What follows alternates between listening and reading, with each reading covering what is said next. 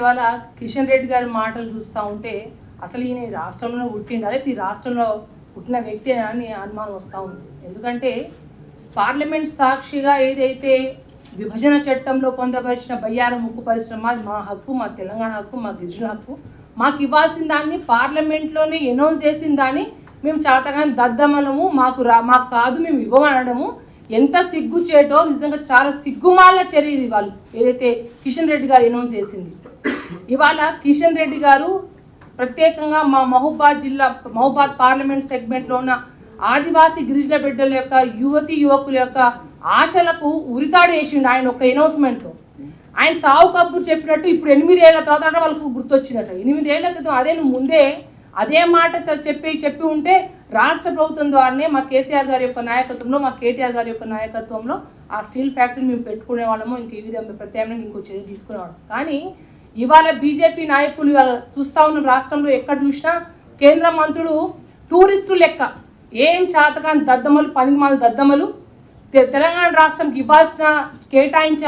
ఇవ్వాల్సిన నిధులు కానీ లేకపోతే ఒక చిన్న ఫ్యాక్టరీలు కానీ ఏమి ఇవ్వకుండా టూరిస్టుల లెక్క ఇవాళ సంక్రాంతి ముందు గుడిబొక్కలు ఎట్లా వస్తారో అట్లా వచ్చి తిరిగిపోతూ ఉన్నారు. కానీ అసలు తెలంగాణ రాష్ట్రంకి రావాల్సిన నిధులు కానీ లేకపోతే మేము ఏదైతే మా హక్కు కోసం మేము కొట్లాడుతున్నామో కానీ అవి ఒకటి ఇవ్వకుండా ఇవాళ మీరు గల్లీ రాజకీయాలు చేస్తున్నారు. మీరు ఢిల్లీలో చేయాల్సిన రాజకీయాలు గల్లీ రాజకీయాలు ఊళ్ళలో తిరిగి ఇవాళ మీరు రాజకీయాల కొరకే చేస్తున్నారు తప్ప తెలంగాణ మీద కళ్ళు మంటతో అంటే వీళ్ళ చర్యలు చూస్తూ ఉంటే అంటే మీకు గిరిజనులు అంటే గిట్టదా?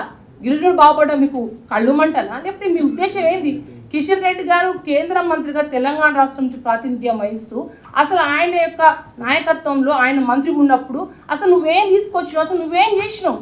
అసలు నీ వ్యవహారము, నీ అనౌన్స్మెంట్ చూస్తూ ఉంటే ఒకసారేమో మెడికల్ కాలేజ్ ఇచ్చినావు అని చెప్తావు, ఒకసారి అసలు కాజీపేట లాంటి స్టీల్ ఫ్యాక్టరీ భూములే కేటాయించినట్టు. అంటే మీ దగ్గర అసలు ఏం ఇన్ఫర్మేషన్ ఉంది? ఒక కేంద్ర మంత్రిగా ఉండాల్సిన ఇన్ఫర్మేషన్ లేకుండా మీ కింద పనిచేస్తున్న అధికారులు కాగితం ముక్క మీద రాసిస్తే ఎప్పుడు పడితే ఎప్పుడు ఒక్కోసారి మీ అక్కసుని మీ తెలంగాణ రాష్ట్రంలో ప్రజల మీద మీకు ప్రేమ లేని విషయాన్ని మీ స్టేట్మెంట్ ద్వారా తెలుస్తూ ఉంది.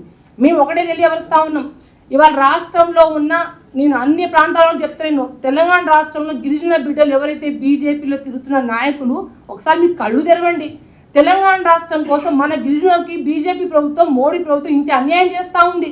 ప్రత్యేకంగా తెలంగాణ రాష్ట్రంలో ఎక్కువ జనాభా ఉన్న ఆదివాసీ గిరిజన ప్రాంతం మహబూబాద్ పార్లమెంట్ సెగ్మెంట్లో ఎక్కువ మంది ఉన్నారు.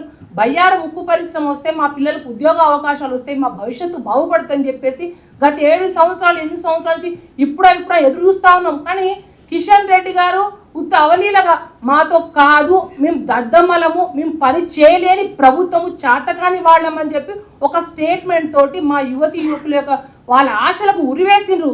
మీరు చూస్తూ ఉండండి, ముందు రోజుల్లో ఇదే గిరిజన బిడ్డలు ఓట్లేయడానికే కాదు మీకు పాతాళలోకంలో పాత్ర పెట్టే రోజు త్వరలో ఉంటుంది. నిజంగా మీకు సిగ్గు బుద్ధి ఉంటే అసలు తెలంగాణ రాష్ట్రానికి మీరు ఏం చేసిండ్రో మీరు నిరూపించుకోవాలి. మొన్ననే 7-8 సంవత్సరాలు 5-6 సంవత్సరాల క్రితమే అసెంబ్లీలో అందరు ఎమ్మెల్యేలు తీర్మానం చేసి రిజర్వేషన్ కల్పించండి మా దామాషా ప్రకారం అని చెప్పేసి ఇవాళ రాష్ట్ర ప్రభుత్వం, కేసీఆర్ ప్రభుత్వం మీకు తీర్మానం చేసి పంపిస్తే దాన్ని తొక్కి పెట్టడం అంటే రిజర్వేషన్ మీద మీకు చిత్తశుద్ధి ఉండదు, బయ్యారం ఉక్కు పరిశ్రమ మీద చిత్తశుద్ధి ఉండదు, గిరిజన యూనివర్సిటీ ఏదైతే ఇవ్వాల్సిన నిధులు కావచ్చు వాటి చిత్తశుద్ధి ఉండదు, కాజీపేట స్టీల్ ఏదైతే కోచ్ ఫ్యాక్టరీ గురించి చిత్తశుద్ధి ఉండదు. దేని చిత్తశుద్ధి ఉంటుంది? మీకు ఒక్క చిత్తశుద్ధి రాజకీయాలు చేయడము, గల్లీ రాజకీయాలు చేయడం తప్ప ఏమీ లేదు. మిమ్మల్ని ముందు రోజులు ఇప్పుడే దిగరిస్తలేము, మీకు ముచ్చమటలు పట్టించే రోజు ముందే వస్తుంది. ఖచ్చితంగా మీకు తరిమి కొడతాం. నిజంగా మీకు సిగ్గు ఉంటే మీరు ఏదైతే విభజన చట్టంలో పొందపరిచే విషయాలు పార్లమెంట్ సాక్షిగా ఏదైతే అనౌన్స్ చేసిండ్రో దాన్ని ఇచ్చుకొని మీ దమ్ము నిరూపించుకోండి. లేకపోతే మాత్రం మీకు బడత పట్టే రోజులు ముందే ఉంటుంది తెలియపరుస్తూ డిమాండ్ చేస్తూ మీరు రాజీనామా చేయాలని డిమాండ్ చేస్తూ ఉన్నాను.